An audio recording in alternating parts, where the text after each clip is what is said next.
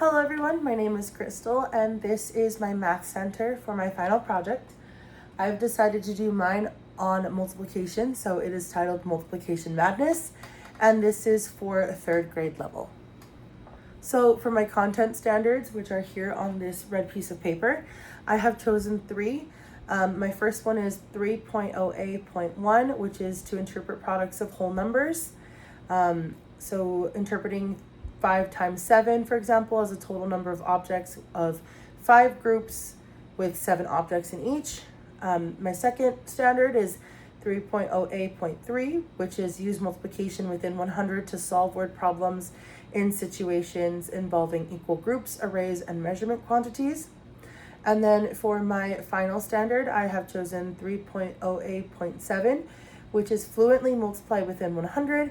And by the end of grade 3, know from memory all products of two one-digit numbers. Okay, so for my activities, I have chosen a couple of different worksheets that I will either do with the class or have them do a variation of it on their own. So right up here for my first activity, I have the arrays worksheet. First and foremost, I would teach my students the multiplication factors and the chart, so they know all of the multiplication facts from 1 through 12 for each group and category. And then I would teach them different ways on how to do it, which of course this first one is arrays.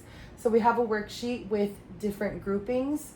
For instance, the first one is each row, which is horizontal, has 4. Each column, which is vertical, has 3. And they would go, okay, there's 3 here, 4 there. What's 3 times 4? And you would put them here in the little boxes. 3 times 4 equals 12. So then we would do some of these together, and then they would do this worksheet on their own. For my second activity, I have this pictograph, these 2 pictographs, teaching how to not only read the chart, but then also how to skip count as well. For this first one, we have by 5s. So each picture of the vehicle, or each picture of the car, is 5 vehicles total. So we can do this 2 different ways. We can do 5, 10, 15, 20, 25, which is skip counting. Or we can do count each picture. So we have 1, 2, 3, 4, 5. Each one is 5, so 5 times 5 is 25. We also have one for the 3s, and these 2 I would do with the class together, and then I would give them a worksheet to do on their own to see how well they grasp the information. Then for this next activity, I have a couple of different worksheets on here. They're all basically the same, but it's just shown in different variations, which I would use one to teach the lesson, another to potentially have them do on their own, which would also be their assessment. So for instance, this one here is called Multiplication Give Me 5. In this little space here, we would put the equation, which would be, for instance, 3 times 4. Then we have it shown in an array, skip counting, a word problem, or equal groups. So they would do a drawing, or they would do an equation for each one of those categories. On this side, we have the same thing. You put the equation here in the middle. The only difference between these 2 is this one has repeated addition instead of a word problem. So I would potentially do this one with the class so that they can come up with a word problem and I can give them an example, and then they would do one of these on their own. Down here we have another tool that I would use in the classroom to teach it. It's another chart. It shows the factor, which is 3 times 2, then repeated addition, groups, array, and then the product. So then we would go over that in class before they did the worksheet on their own. My fourth activity, I actually have 2. I wanted to bring in and incorporate a fun way to teach this topic, which is to do multiplication games. So for this first one, it's called Multiplication Baseball. And for this one, what we do is we have a baseball diamond, and we have all the rules here.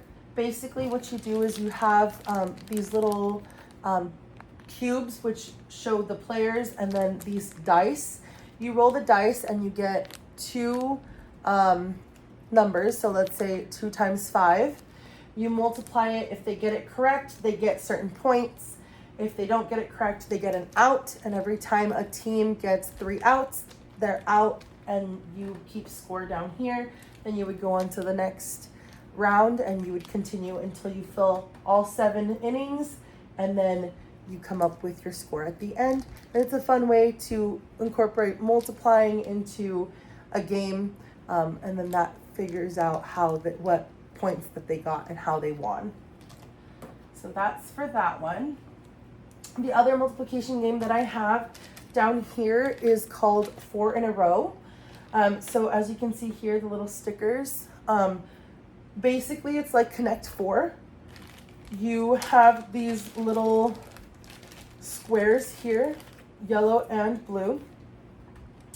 And you go ahead and open this little game board. The rules are here for the students to follow in case they need help.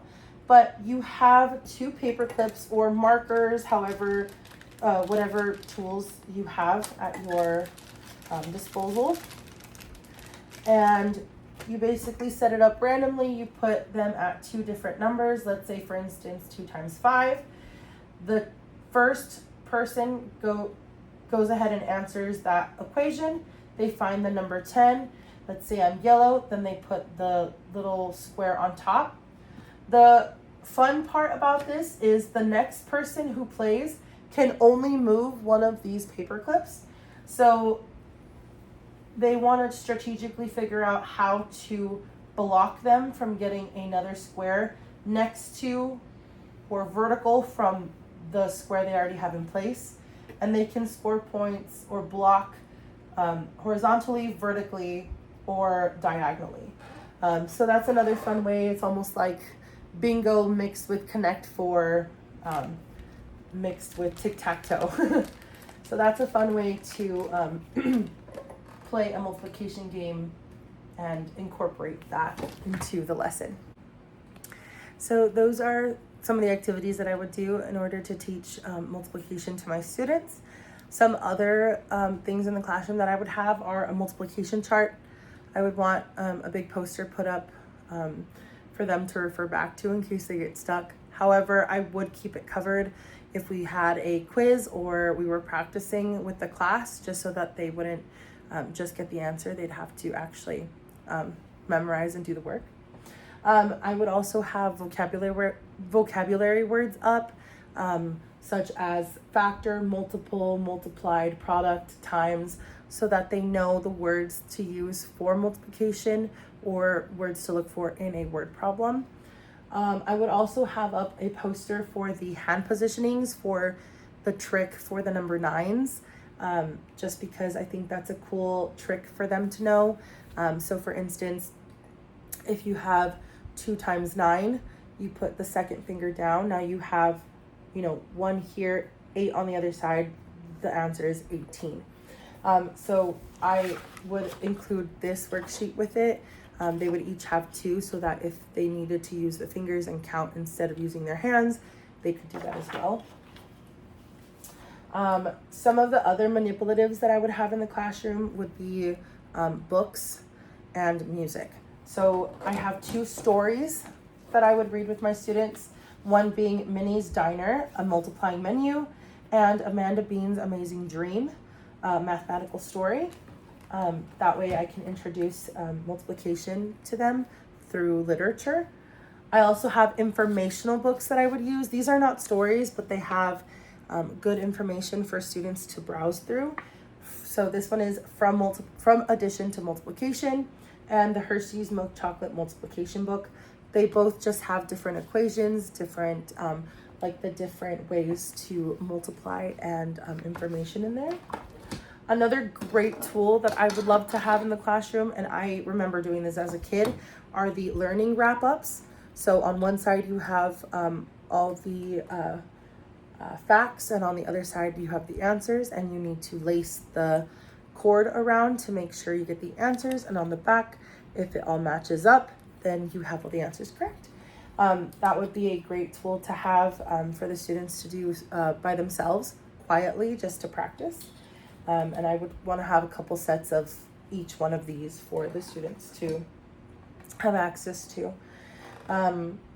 Another manipulative, I guess, in the classroom that I would use is music.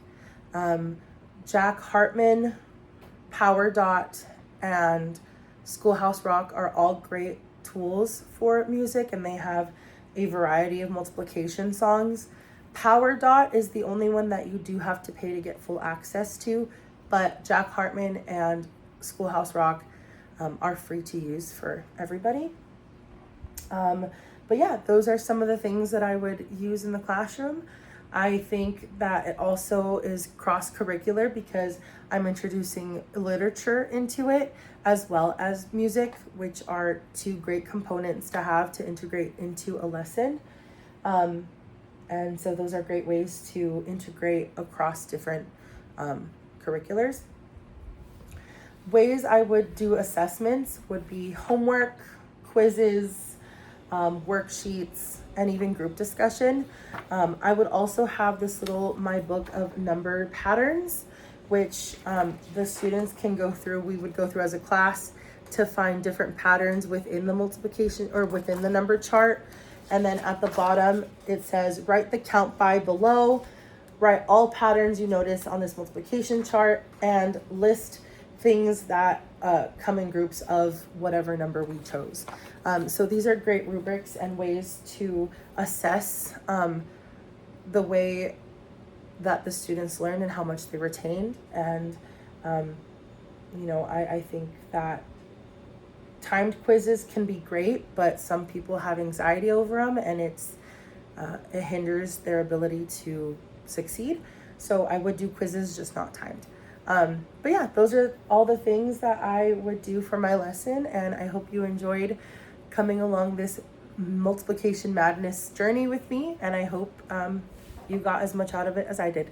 Thank you so much for watching. Have a great day. Bye.